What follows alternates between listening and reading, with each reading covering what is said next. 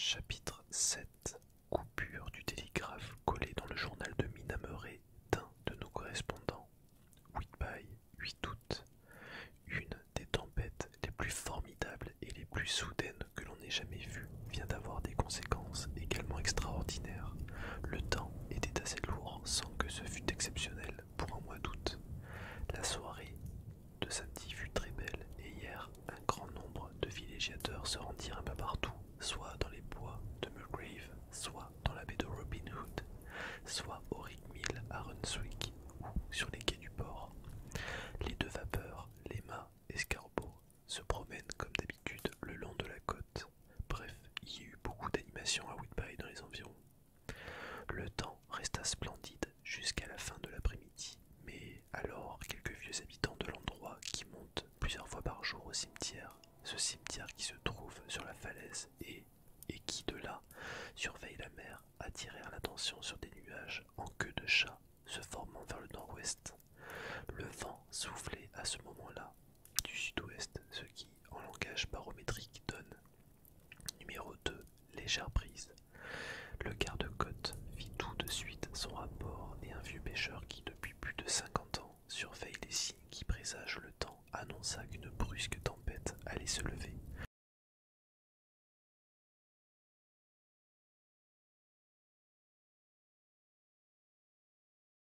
Mais le coucher du soleil fut magnifique, illuminant les cèdres violets, verts et offrant l'espèce de l'or, avec ici et là des ombres de formes différentes, dont les contours faisaient songer à de gigantesques silhouettes. Rien de tout cela ne dut y échapper au peintre qui se trouvait parmi la foule, et assurément des esquisses et des toiles intitulées, par exemple, Prélude à la grande tempête, orneront les 6 messes de la RA et du RI en mai prochain. Plus d'un patron décida alors que son bateau ne sortirait pas du port avant que la tempête menaçante en fût passée. Le vent tomba entièrement pendant la soirée et vers minuit régnait ce calme, cette chaleur étouffante qui précède l'orage et rend nerveuses les personnes très sensibles. On voyait peu de lumière sur la mer car même les vapeurs dont le service consiste à longer les côtes restaient au large. Quant aux bateaux de pêche, ils se font fort rares. Le seul bateau que l'on distinguait assez nettement était une goélette étrangette qui, toute voile déployée, semblait se diriger vers l'ouest. Tout le temps qu'elle resta en vue, les impudences, les maladresses, l'ignorance évidente de ses officiers furent abondamment commentées par la foule, et du port on essaya de leur faire comprendre qu'un danger les menaçait et qu'ils devaient amener les voiles. Avant que la nuit fût complètement tombée, on la vit encore voguer paisiblement, aussi paisible qu'une embarcation peinte sur un océan peint. Peu avant 10 heures, ce temps lourd devint réellement oppressant, et le silence, si profond que l'on entendait très distinctement dans le lointain, bêler un mouton ou aboyer un chien. L'orchestre du port qui jouait si joyeusement ses airs français semblait seul troubler ce grand calme étendu sur toute la nature. Mais les 12 coups de minuit avaient sonné depuis quelques instants à peine qu'un bruit singulier se fit entendre, comme venant du large et se rapprochant de plus en plus, en même temps qu'un roulement encore sourd grondait au-dessus des nuages. Alors d'un coup la tempête se déchaîna avec une rapidité qui, à ce moment-là, sembla incroyable, et que maintenant encore il est impossible de comprendre. La nature entière changea d'aspect en l'espace de quelques minutes. La mer, si calme, se transforma en un monstre rugissant, les vagues tumultueuses chevauchant l'une sur l'autre, des lames frangées d'une écume abondante venaient se jeter follement sur le rivage ou monter à l'assaut des falaises. D'autres se brisaient contre les quais et leurs écumes voilaient la lumière des 2 phares qui se dressent au bout de chacun de ces quais. Le vent faisait le bruit semblable à celui du tonnerre qui soufflait avec une violence telle que les hommes les plus robustes se tenaient difficilement debout. On jugea bientôt obstiné à rester sur les quais car le danger s'aggravait de minute en minute. Comme pour rendre la chose plus sinistre encore, des paquets d'écume étaient projetés vers l'intérieur des terres et ces nuages blancs chargés d'humidité qui arrivaient semblables à des fantômes glacés vous enveloppaient de façon si désagréable que seul un petit effort d'imagination eût suffi pour faire croire que revenaient des marins péris en mer, qui touchaient de leurs mains de mort leurs frères vivants, et plus d'un parmi ceux-ci ont frémi quand les volutes brouillards les enveloppaient brouillard se dissipait et l'on pouvait voir la mer à la faveur d'un éclair qui aussitôt était suivi par un coup de tonnerre tel que l'immensité du ciel semblait trembler sous le choc. Le paysage, découvert ainsi à la faveur des éclairs successifs, offrait des spectacles d'une grandeur impressionnante. La mer s'élevant en de hautes montagnes avec chaque vague jetait vers le ciel des gerbes gigantesques d'écume blanche que le vent de la tempête semblait arracher pour les lancer dans l'espace. Ça et là, un bateau de pêche, une barque de pêche n'ayant plus qu'un lambeau de voile, ne savait ni comment ni vers où se diriger pour se mettre à l'abri. De temps à autre apparaissaient sur la crête d'une vague les ailes blanches d'un oiseau de mer ballotté par la tempête. Dressé au sommet de la falaise de l'Est, le nouveau projecteur attendait d'être utilisé pour la première fois. Les hommes chargés de s'en occuper le mirent en action, et lorsque les murailles de brouillard se faisaient moins épaisses, il balayait de ses feux la surface de la mer. À une ou deux reprises, il rendit de réels services. Par exemple, un bateau de pêche, le plapeau bord sous l'eau, guidé par ses lumières, parvint à regagner le port sans aller se jeter contre les quais. Et chaque fois qu'un bateau ou une barque réussissait ainsi à rentrer au port, la foule poussait un cri de joie. Un instant, ce cri dominait la bourrasque, mais aussitôt, il était étouffé par le bruit. Peu de temps se passa avant que les projecteurs ne découvrent à quelque distance vers le large une goélette, toute voile déployée, la même probablement que l'on avait remarqué plus tôt dans la soirée. Le vent, à ce moment-là, avait tourné à l'est et les gens de mer qui se trouvaient sur la falaise frémirent en comprenant le terrible danger que le bateau courait.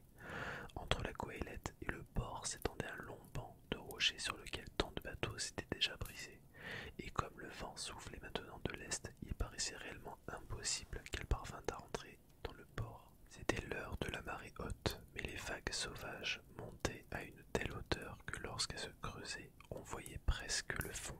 Cependant, la goélette avançait toute voile dehors et si rapidement que, comme le dit un vieux loup de mer, elle devait arriver quelque part, fût-ce en enfer. Poussées vers les rivages, s'élevèrent des nouvelles murailles de brouillard plus épaisses que les précédentes et qui semblaient vous séparer du monde entier et vous laisser seulement le sens de l'ouïe. En effet, le mugissement de la tempête, les coups de tonnerre et de fracas de vagues traversaient l'écran formidable et tout imprégné d'eau pour venir jusqu'à vous assourdir. Les rayons du protecteur restaient fixés sur l'entrée du port, exactement sur le môle est, et que l'on croyait que se produirait le choc, et chacun retenait son souffle.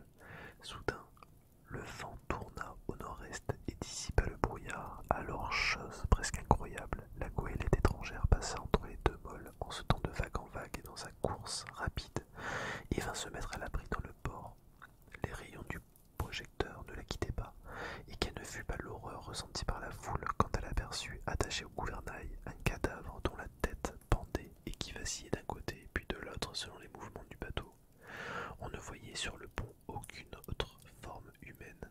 Un grand cri de terreur stupéfaite s'éleva quand les gens comprirent que la goélette était entrée dans le port comme par miracle. La main d'un mort tenait le gouvernail. Cependant, tout s'était passé en moins de temps qu'il n'en faut pour l'écrire. La goélette ne s'arrêtait pas, mais continua sa course plus avant dans le port pour aller s'échouer sur un tas de sable et de gravier accumulés par les marées montantes et les tempêtes dans le coin sud-est, près de la jetée qui se terminait sous la falaise est, jetée que l'on appelait dans le pays la Tate Hill Pier.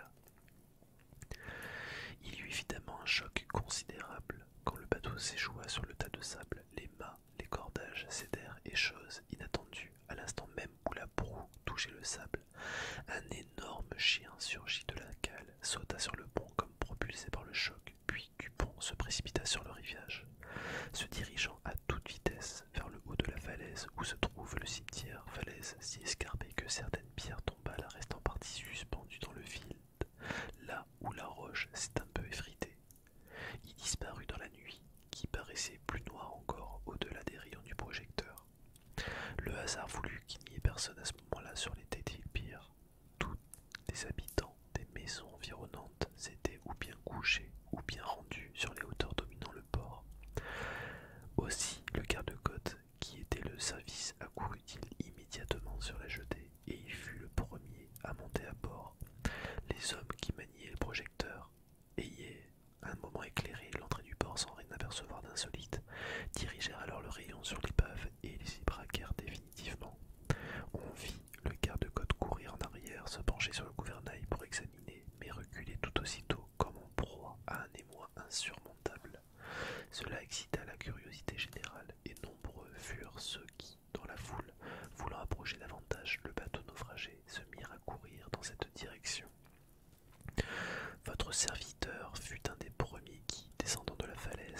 sur la jetée.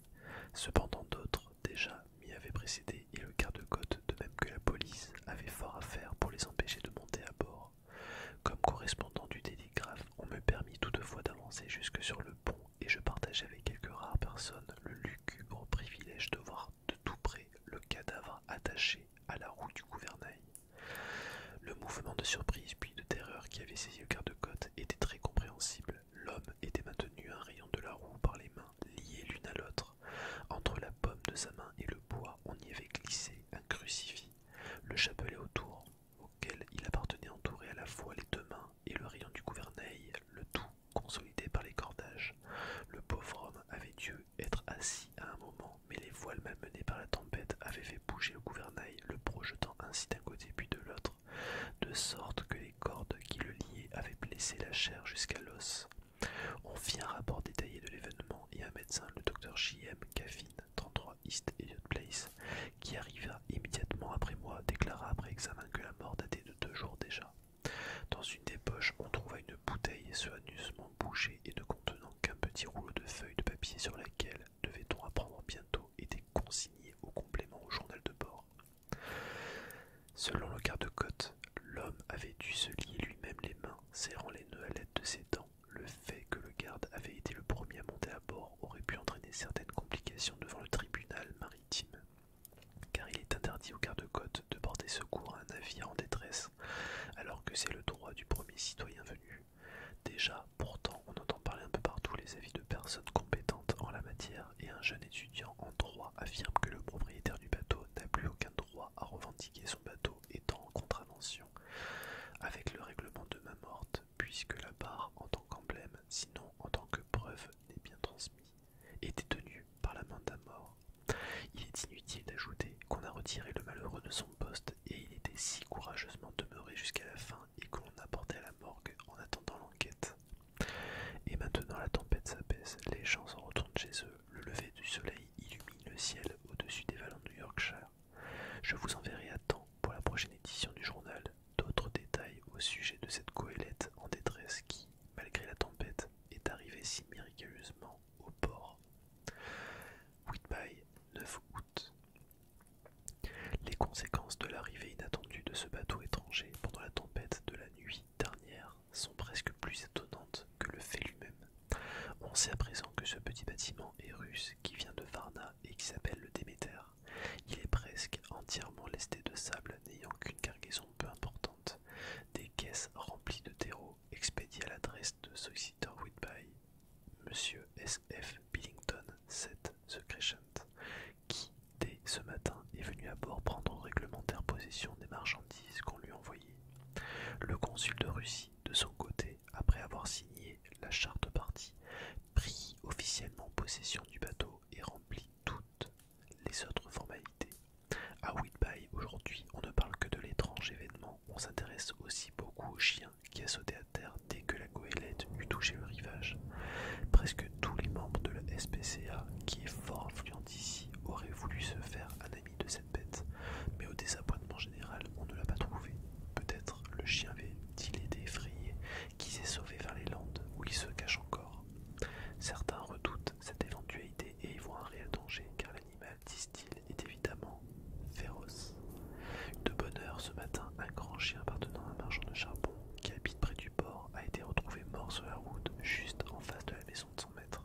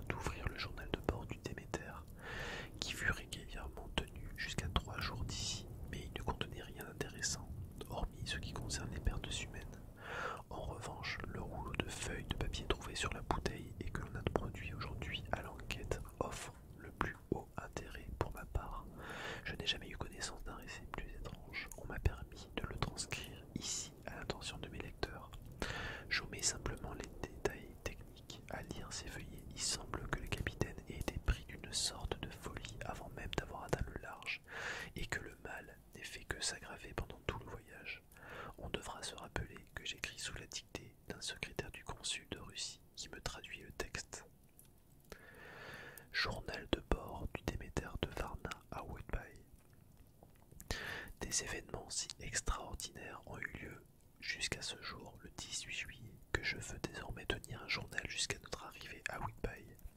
Le 6 juillet, nous avons terminé le chargement du bateau, sable et caisses remplies de terre. À midi, nous prenions la mer, vent d'est à ses frais. L'équipage est composé de 5 hommes, 2 officiers en second, le cuisinier et moi, le capitaine. Le 11 juillet, à l'aube, nous entrions dans les Bosphores. Les employés de la douane turque sont montés à bord, bakchiche, tous très corrects, répartis à 4 heures de l'après-midi. Le 12 juillet, passé les Dardanelles, encore des agents de la douane et bakchiche de nouveau. Tout cela s'est fait très vite. Ils désiraient nous voir partir au plus tôt. Le soir, nous passions l'archipel. Le 13 juillet, nous arrivions au cap Matapan. L'équipage semblait mécontent. On eût dit que les hommes avaient peur de quelque chose, mais aucun ne voulait parler.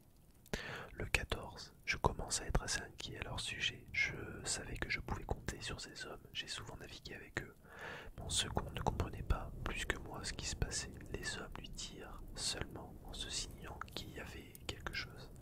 Il se mit en colère contre l'un d'eux et le frappa. À part cela, aucun incident.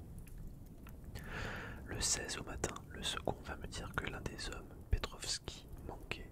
Chose inexplicable. Il a pris le quart à bâbord à 8 heures hier soir, puis a été relevé par Abramov. Mais on ne l'a pas vu qui allait se coucher.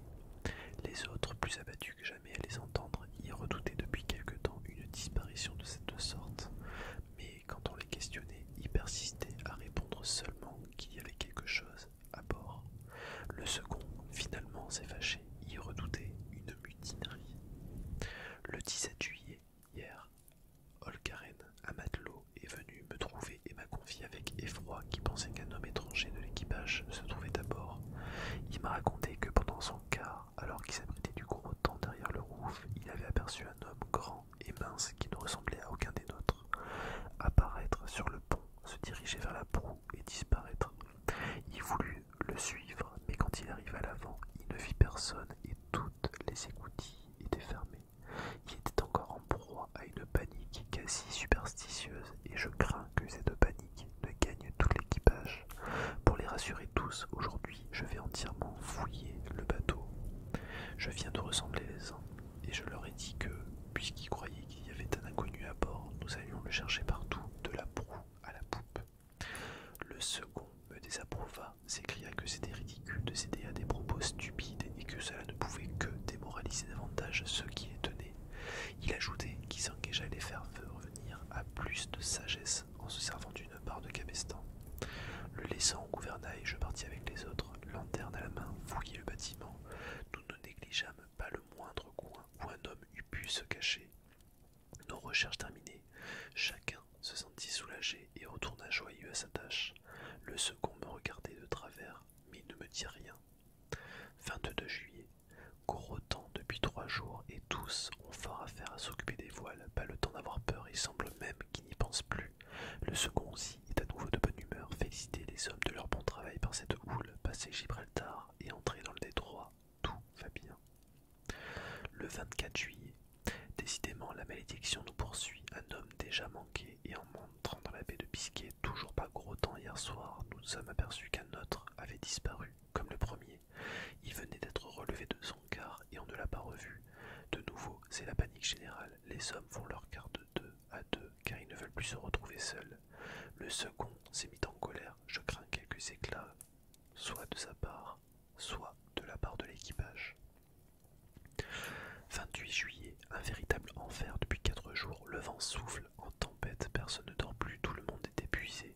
Aucun des hommes n'est plus capable de faire son quart. Le second officier s'est proposé pour faire le quart et tenir la barre en même temps afin que les hommes puissent se reposer quelques heures et essayer de dormir. Le vent s'apaise un peu, mais les vagues sont encore très fortes. Toutefois, on ressent moins leur secousse. Le bateau, il est plus stable. 29 juillet. Autre tragédie, cette nuit, un seul homme à la fois a pris le quart étant donné leur fatigue à tous. Quand le matelot qui devait le remplacer le matin est monté sur le pont, il n'y a trouvé personne, excepté l'homme à la barre. À son cri de terreur, nous sommes tous accourus sur le pont, mais nos recherches ont été vaines, nous n'avons plus de lieutenant. Nouvel affolement de l'équipage, avec le second, j'ai décidé de nous armer et d'attendre les événements. sans doute heureux que nous approchions de l'Angleterre. Beau temps, toutes les voiles sont déployées. Je me suis couché, je n'en pouvais plus. J'ai dormi profondément, mais le second m'a réveillé en m'annonçant que les 2 hommes de quart avaient disparu, de même que celui qui tenait la barre. Nous ne sommes plus que 4 à bord, moi, le second et 2 matelots. 1er août, 2 jours de brouillard et pas une voile en vue. J'avais espéré une fois, dans le Manche, que nous pourrions recevoir du secours. Comme il nous est impossible de manœuvrer les voiles, je n'ose pas le faire amener de crainte que l'on n'arrive pas à les déployer. Nous devons courir vent arrière, on dirait que nous sommes chassés vers un terrible destin. Le second est maintenant plus découragé qu'aucun des 2 matelots. Il est dur de tempérament, mais on dirait que toute son énergie s'est retournée contre lui-même et le ronge de l'intérieur.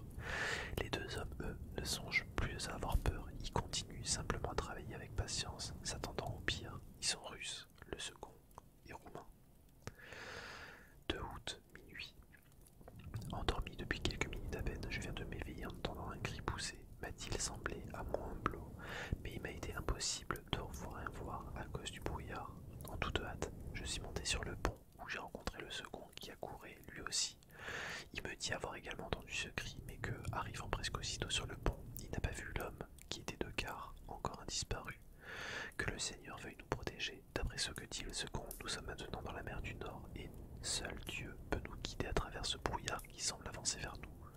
Mais Dieu semble nous avoir abandonnés. 3 août. À minuit, j'ai voulu aller relever l'homme qui tenait la barre, mais quelle ne fut pas ma stupeur, personne n'était au gouvernail. J'appelai le second qui apparut presque aussitôt. Il avait l'œil hagard, l'air véritablement affolé, et je craignis qu'il ne fût en train de perdre la raison. S'approchant de moi, il me parla à l'oreille comme s'il craignait que le vent lui-même l'entendît. La chose est ici, j'en suis sûr maintenant. La nuit dernière, je l'ai vu. Ça ressemble à un homme, grand et mince, affreusement pâle. Il était à l'avant et regardait vers le large. Je me suis glissé derrière lui et j'ai voulu lui donner un coup de couteau. Mais mon couteau est passé à travers, comme s'il n'avait pas eu l'air d'être là. Tout en parlant, il avait sorti son couteau de sa poche et le maniait avec des gestes brusques, comme s'il voulait déchirer l'espace. « Mais il est ici, reprit-il, je les trouverai. Je vais les ouvrir les unes après les autres et je verrai vous donner la barre. » Puis, me jetant un regard de connivence, il mit un doigt sur la bouche et y descendit. Le vent se faisant de plus en plus fort, je ne pouvais pas quitter le gouvernail. Bientôt, je vis mon second remonter sur le pont avec un coffre à outils et une lanterne, puis disparaître de nouveau par l'écoutille de l'avant. Il est fou, il divague, et serait-ce vain que j'essaierai de le raisonner? Qu'il fasse ce qu'il veut de ses caisses, il ne court aucun risque de se blesser. Je reste donc ici à m'occuper du gouvernail tout en prenant ses notes. Tout ce que je peux faire, c'est d'avoir confiance en Dieu et attendre que le brouillard se dissipe. À ce moment-là, si je peux me diriger vers un port, quel qu'il soit par ce vent de tempête, j'amènerai les voiles et ferai des signaux de détresse. Hélas, je crains bien que tout soit fini maintenant, à l'instant même où je commence à espérer que le second se calmerait, car je l'avais entendu dans la cale donner des coups de marteau. Un brusque cri d'épouvante me parvint par l'écoutille, et notre homme fut projeté de la cale sur le pont tel un boulet de canon. Mais c'était un fou furieux, les yeux égarés et le visage convulsé par la terreur. « Au secours !» criait-il en promenant ses regards sur le mur de brouillard. Puis, sa frayeur faisant place à un sentiment de désespoir, il me dit d'une voix assez ferme: « Vous feriez bien de venir vous aussi, capitaine, avant qu'il ne soit trop tard. Il est là. Maintenant je connais le secret. La mer seule peut me protéger de cette créature. » Avant que je ne puisse dire un mot ou faire un mouvement pour le retenir, il sauta par-dessus bord, se jeta à l'eau. Je suppose que moi aussi maintenant je connais le secret. C'est sans doute ce malheureux devenu fou qui s'est débarrassé de tous les hommes, l'un après l'autre, et à présent lui-même a voulu les suivre. Que Dieu me vienne en aide. Comment expliquerai-je de telles horreurs quand j'arriverai au port? Quand j'arriverai au port? Arriverai-je jamais au port? 4 août. Toujours ce brouillard que le lever du soleil ne parvient pas à percer. Si je n'étais pas un marin, je ne saurais même pas ce que c'est le lever de soleil. Je n'ai osé ni descendre dans la cale, ni quitter le gouvernail. Je suis donc resté ici, toute la nuit, dans l'obscurité. J'ai aperçu la chose, je l'ai aperçu, lui, que Dieu me pardonne, mais le second a eu raison de se jeter dans la mer. Il a eu raison de vouloir mourir en homme. On ne peut pas reprocher à un marin de vouloir mourir ainsi. Mais moi, je suis le capitaine et je ne peux pas abandonner saurai déjouer les plans de ce démon, de ce monstre, quand je sentirai que mes forces diminuent. Je me lierai les mains à la roue du gouvernail et j'y lierai aussi ce qu'il n'oserait pas toucher. Alors que le vent soit favorable ou non, je sauverai mon âme et mon bonheur de capitaine. Je me sens plus faible et bientôt ce sera le nouveau, la nuit. S'il vient encore me regarder en plein visage, je n'aurai peut-être pas le temps d'agir. Si nous faisons naufrage, peut-être trouvera-t-on cette bouteille, et ceux qui la trouveront comprendront peut-être. Sinon, eh bien, alors que l'on sache que je n'ai pas manqué à mon devoir, que Dieu et la Sainte Vierge et tous les saints viennent au secours d'une pauvre âme innocente et de bonne volonté. Comme il fallait s'y attendre, le jugement conclut au crime sans désigner au coupable. Il n'existe aucune preuve à conviction et personne ne peut dire si l'homme est coupable ou non de tous ces meurtres. Les habitants de Whitby sont unanimes pour soutenir que le capitaine est tout simplement un héros et on lui fera des funérailles solennelles. Déjà, on a décidé que son corps serait placé sous un train de barque pour remonter la partie de l'Esque, puis ramené à tête île Pire et de là au cimetière par l'escalier qui monte à l'abbaye, car c'est là-haut qu'il sera enterré. On n'a retrouvé aucune trace du grand chien, ce qui est dommage car l'opinion publique est telle en ce moment que la petite ville tout entière l'aurait adopté. Nous assisterons donc demain aux funérailles du capitaine et ce sera la fin de ce mystère de la mer qui s'ajoute à tant d'autres. Journal de Mina Murray, 8 août. Lucie a été fort agitée toute la nuit et moi non plus, je n'ai pas beaucoup dormi. La tempête était terrible et quand le vent s'engouffrait dans la cheminée, on ne crut entendre le canon. Chose étonnante, Lucie ne s'est pas réveillée, mais à 2 reprises, elle s'est levée et habillée. Heureusement, je l'ai entendue chaque fois et je suis parvenu à la déshabiller sans la réveiller et je l'ai mise au lit. Ces crises de somnambulisme sont étranges car aussitôt qu'on l'arrête dans ses mouvements, elle renonce à l'intention qu'elle avait au moment auparavant. Si au moins on pouvait parler d'intention dans ce cas, elle reprend une vie apparemment normale. Nous nous sommes levés de bonne heure toutes les deux et nous sommes descendus au port, curieux de savoir ce qui s'est passé pendant la nuit. Nous n'y vîmes presque personne, bien que le soleil brillât de tout son éclat et que le temps fût clair et frais. De grosses vagues encore menaçantes, dont les immenses creux paraissaient très sombres et contrastent avec l'écume d'un blanc neigeux qui les surmontait, se précipitent en faute sauvagement dans le port. Je me réjouis à la pensée que Jonathan n'était pas en mer la nuit dernière, mais n'est-il pas en mer, vraiment? Est-il à terre? Où est-il? Et comment va-t-il? Je suis tellement inquiète à son sujet, si seulement je savais ce que je dois faire, si je pouvais faire quelque chose. Les funérailles du pauvre capitaine aujourd'hui furent fort émouvantes. Je crois que tous les bateaux, toutes les barques du port étaient rassemblés. Le cercueil fut porté par des officiers de marine depuis Tétépire jusqu'au cimetière. Lucie m'accompagnait. Nous allâmes nous installer sur notre banc alors que le cortège de bateaux remontait la petite rivière jusqu'au viaduc pour revenir ensuite à la Tétépire. Et de cet endroit de la falaise, nous le perdîmes pas un instant de vue. La dépouille du malheureux capitaine fut descendue dans une tombe proche de notre banc, de sorte que, debout sur le banc, nous pûmes suivre tous les détails de cette funèbre cérémonie. La pauvre Lucie semblait fort émue, comme en proie même à une sorte d'angoisse. À mon avis, les nuits agitées qu'elle passe et les rêves qu'elle doit faire nuisent à sa santé. Mais, chose bizarre, quand je lui parle de cela, elle ne veut pas reconnaître qu'il y ait une cause à cette nervosité, ou bien elle prétend qu'elle ne la connaît pas elle-même. Peut-être aujourd'hui son inquiétude est-elle encore plus vive du fait que le pauvre monsieur Soares a été trouvé mort sur notre banc ce matin, le cou tranché. Il est certain, comme l'a dit le docteur, qu'avant de tomber, une terreur inexplicable l'avait saisi, car l'horreur était encore marquée sur son visage au moment où on l'a relevé. Le malheureux vieillard n'a-t-il vu sa mort s'approcher? Lucie est si sensible que tout la touche plus profondément que les autres. Cependant, l'enterrement, elle a été bouleversée par une chose qui n'était guère attiré mon attention. Bien que j'aime beaucoup moi-même les animaux, un des hommes qui monte souvent ici pour surveiller les bateaux de pêche avait été, comme d'habitude, suivi par son chien. Pendant le service, le chien ne voulait pas venir près de son maître qui était près de nous sur le banc. Il restait un peu loin, à aboyer, à hurler. L'homme lui parla d'abord doucement, puis d'un ton ferme, puis avec colère. En